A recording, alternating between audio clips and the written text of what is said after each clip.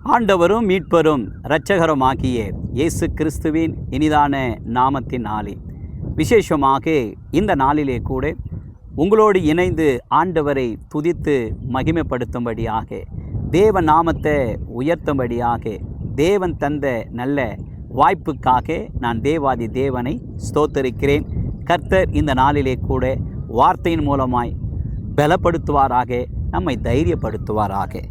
வேதம் சொல்லுகிறது, யாத்ராகம புத்தகம் 14ஆம் அதிகாரம் 14ஆம் வசனத்திலே வாசிக்கும் பொழுது, கர்த்தர் உங்களுக்காக யுத்தம் பண்ணுவார், நீங்கள் சும்மா இருப்பீர்கள் என்று சொல்லி வேதம் சொல்லுகிறது. எனக்கு அன்பான சகோதரனே, எனக்கு அன்பான சகோதரியே, ஆண்டவராகிய இயேசு கிறிஸ்துவுக்கு, ஆண்டவராகிய கர்த்தாதி கர்த்தருக்கு, தேவாதி தேவனுக்கு இந்த வேத புத்தகத்திலே அநேக பெயர்கள் உண்டு, நிறைய பெயர்கள் அவருக்கு உண்டு. ஆனாலும் இன்றைக்கு வேதத்திலிருந்து அவருக்கு கொடுக்கப்பட்ட ஒரு பெயர் என்ன தெரியுமா? அவர் யுத்தம் பண்ணுகிற தேவனாக இருக்கிறார். நிறைய பெயர்களை நம்ம வேதத்தில் வாசிக்கலாம். சாந்தம் உள்ளவர் என்று சொல்லி, அவர் தாழ்மை உள்ளவர் என்று சொல்லி, அவர் இரக்கம் உள்ளவர் என்று சொல்லி, அவர் உருக்கம் உள்ளவர் என்று சொல்லி, மனதுருக்கம் உள்ளவர் என்று சொல்லி நிறைய அவருக்கு பெயர்கள் கொடுக்கப்பட்டு இருக்கிறது. ஆனாலும் அவர் சாந்தம் உள்ளவர் தான், இரக்கம் உள்ளவர் தான், கிருபை உள்ளவர் தான், தயவு உள்ளவர் தான். ஆனாலும் அவருக்கு இன்னொரு பெயரும் உண்டு. என்ன தெரியுமா? அவர் யுத்தம் பண்ணுகிற தேவனாக இருக்கிறார். இந்த நாளிலே கூட உங்களை பார்த்து ஆண்டவர் சொல்லுகிறார், நான் உங்களுக்காக யுத்தம் பண்ணுவேன், நீங்கள் சும்மா இருப்பீர்கள் என்று சொல்லி. சும்மா இருப்பீர்கள் என்று சொன்னால் வேதம் சொல்லுகிறது, சங்கீதம் 46:10 வசனத்தில், நீங்கள் அமர்ந்திருந்து நானே தேவன் என்று அறிந்து கொள்ளுங்கள், நான் ஜாதிகளுக்குள்ளே உயர்ந்திருப்பேன் என்று சொன்ன தேவாதி தேவன் விசேஷமாக நாம் தேவ சமூகத்திலே காத்திருக்கும் பொழுது, தேவ சமூகத்திலே அமர்ந்திருக்கும் பொழுது, ஆண்டவர் உங்களுக்காகவும் எனக்காகவும் அவர் யுத்தங்கள் செய்கிற தேவனாக இருக்கிறார். விசேஷமாக வேதத்தில் 2 நாளாகம புத்தகம் 20ஆம் அதிகாரத்தில் 1ஆம் வசனத்திலிருந்து நாம் வாசிக்கும் பொழுது, யோசேபாத் என்ற ஒரு ராஜா இருக்கிறார்.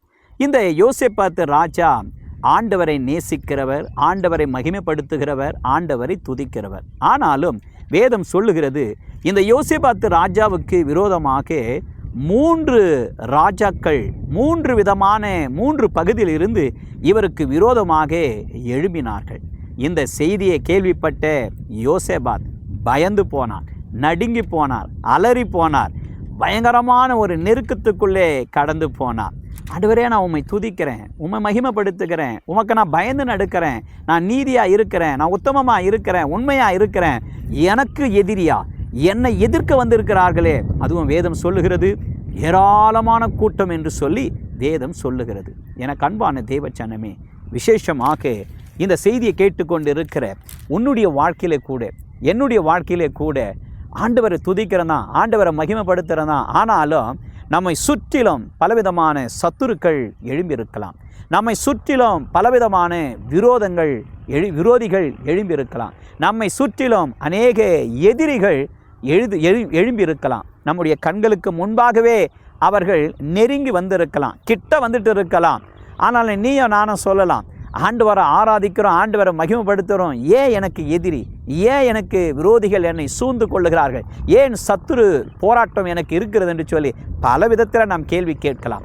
இந்த யோசேபாத்தும் இதே போலத்தான் பயந்து நடுங்கின பொழுது ஆண்டவருடைய சமூகத்திலே விழுந்து ஆண்டவரே என்னை காப்பாற்றும், இந்த ஏராளமான ஜனக்கூட்டத்துக்கு முன்பாக நான் எம்மாத்திரம், நான் என்ன செய்ய முடியும் என்று சொல்லி ஆண்டவருடைய பாதத்திலே போய் விழுந்த பொழுது ஆண்டவர் சொன்னார், நான் உங்களுக்காக நான் யுத்தம் பண்ணுவேன், யாரெல்லாம் உனக்கு எதிரியாய் வந்தார்களோ அவர்கள் ஒருவரும் இல்லாமல் போவார்கள் என்று சொல்லி யோசேபாத்துக்கு ஆண்டவர் வாக்குத்தத்தம் பண்ணினார், அவனை பலப்படுத்தினார், அவனை தைரியப்படுத்தினார்.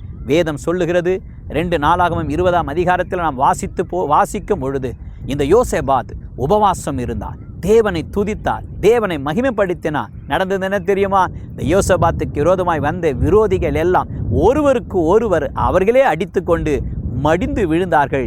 யோசேபாத்துக்கு ஒரு பெரிய ஜெயத்தை ஆண்டவர் கொடுத்தார். நீதிமொழிகள் 21:31 வாசிக்கிறோம், குதிரைகள் யுத்த நாளுக்காக ஆயத்தமாக்கப்படும், ஜெயமோ கர்த்தரால் வரும் என்று சொல்லி விசேஷ விதமாக இந்த நாளிலே கூட ஆண்டவர் உனக்கும் எனக்கும் அவர் ஜெயம் கொடுக்கிற தேவனாய் இருக்கிறார். ஒரு பெரிய வெற்றியை கொடுக்கிற தேவனாய் இருக்கிறார். இந்த யோசேபாத்துக்கு அப்படியே ஆண்டவர் ஒரு வெற்றியை கொடுத்தார். நான் உங்களுக்கு ஒரு காரியத்தை சொல்லட்டுமா?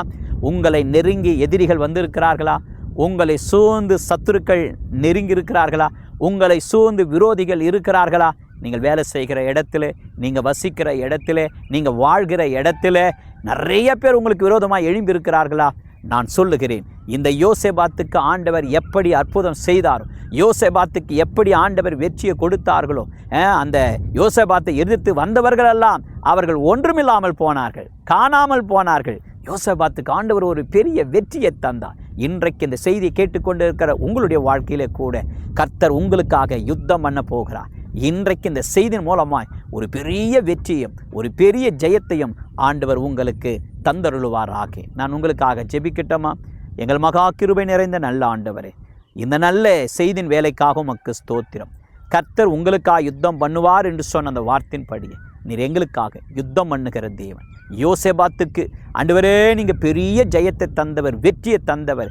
எங்களை சூழ்ந்து நிற்கிற எல்லா சத்துருவின் கிரியைகள், எல்லா சத்துருக்கள், எல்லா போராட்டம் பண்ணுகிற மனிதர்கள், துஷ்ட மனிதர்கள் ஒருவரும் எங்களுக்கு விரோதமாக இராதபடிக்கு விலகி போகட்டும் ஆண்டவரே. உங்கள் நாமம் மகிமைப்படட்டும். இந்த வார்த்தையின் மூலமாய் யோசேபாத்து எப்படி நம்பிக்கையோடு தைரியத்தோடு கர்த்தருடைய நாமத்தை துதித்து என்னுடைய எதிரிகளை கர்த்தர் மாற்றுவார் என்று சொன்னதைப் போல இன்றைக்கு நாங்களும் சொல்லுகிறோம். எங்களுக்கும் ஒரு பெரிய மாற்றத்தையும் எங்கள் வாழ்வில், எங்கள் குடும்பத்தில் ஆண்டவரே நீங்கள் மாற்றத்தை தந்து உங்கள் நாமத்தை மகிமைப்படுத்த போகிறீங்க. அதற்காக ஸ்தோத்திரம்.